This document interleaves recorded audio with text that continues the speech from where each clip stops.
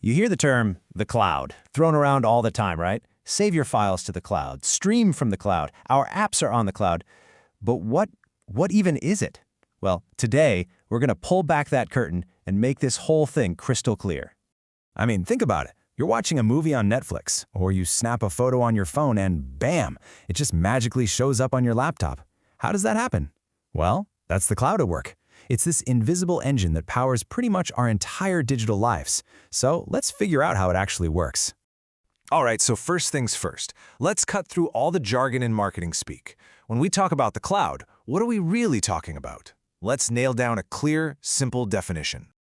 Okay, at its absolute core, cloud computing is just getting computer services delivered to you over the internet. That's it. Instead of needing a giant hard drive to store all your stuff, or a supercomputer to run some complex program, you're basically just renting those things from someone else through your internet connection. But you know, a technical definition only gets you so far. The real aha moment, the thing that makes it all click, is when you stop thinking about the cloud as technology. Instead, think of it like a utility, just like electricity or water.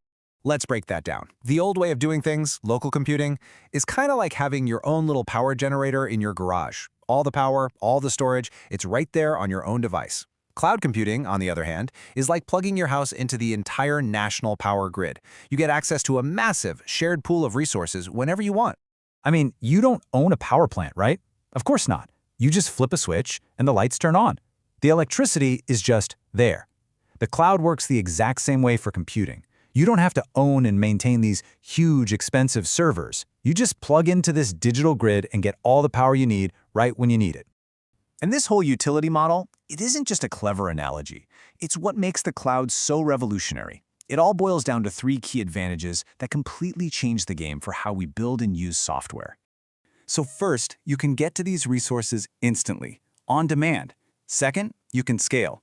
Think about it. If you're throwing a huge party, you use more electricity that night. It's the same idea. If a website suddenly gets 1 million visitors, it can instantly pull more computing power from the cloud. It just scales up and down totally automatically. And third, and this is a big one, you only pay for what you actually use. Just like your electric bill. That efficiency changed everything. Okay, so if the cloud is a big digital utility grid, that leads to a pretty obvious question. Who are the power companies?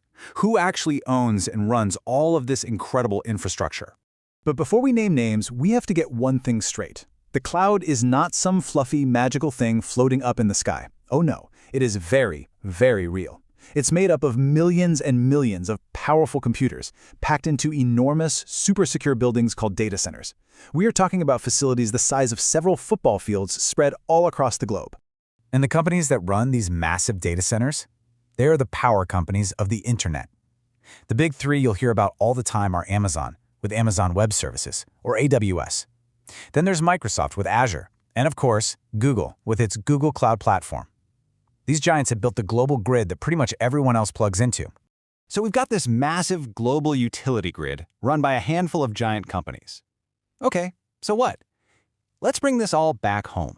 Why does any of this actually matter to you? Well, here's the real takeaway.